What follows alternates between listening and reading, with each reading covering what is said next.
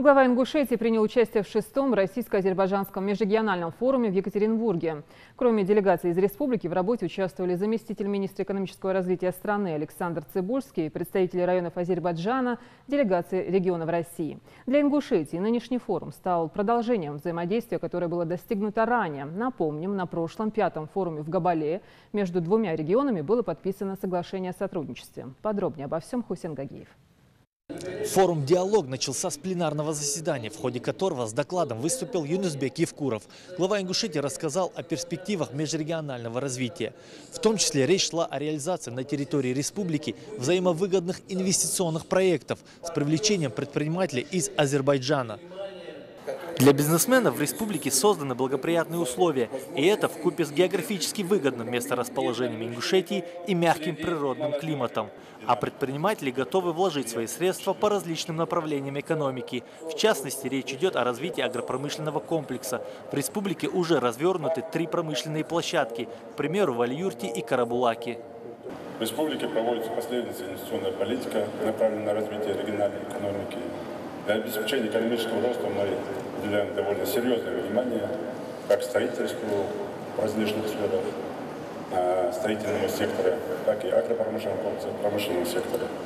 Повышение инвестиционной привлекательности республики также стало возможным благодаря обеспечению гарантий инвесторам, созданию эффективных механизмов по помощи инвесторам и предпринимателям, такие как инвесторы полностью освобождаются от налога на имущество, налог на прибыль снижен до 13,5%, части зачисляем в местный бюджет. На 95% снижена арендная плата за землю.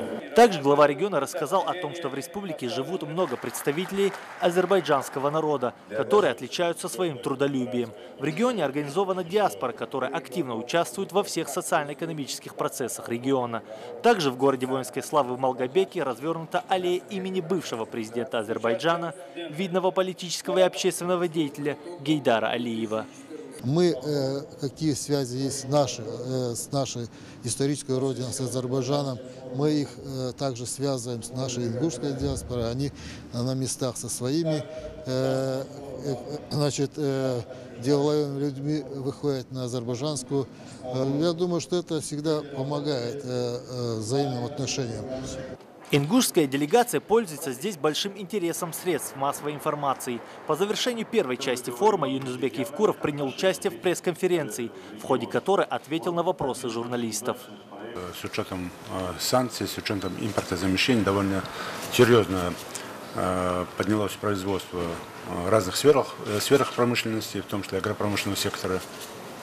Сегодня мы можем уже поставлять в Азербайджан и в этом году, и в следующем году, и с учетом завершения строительства ряда предприятий и продукцию как нефтегазовых направлений, продукцию швейного производства. Как и прежде, в рамках форума здесь организованы дискуссионные площадки. Однако в этом году формат встреч изменился, а точнее организаторы внедрили новую практику.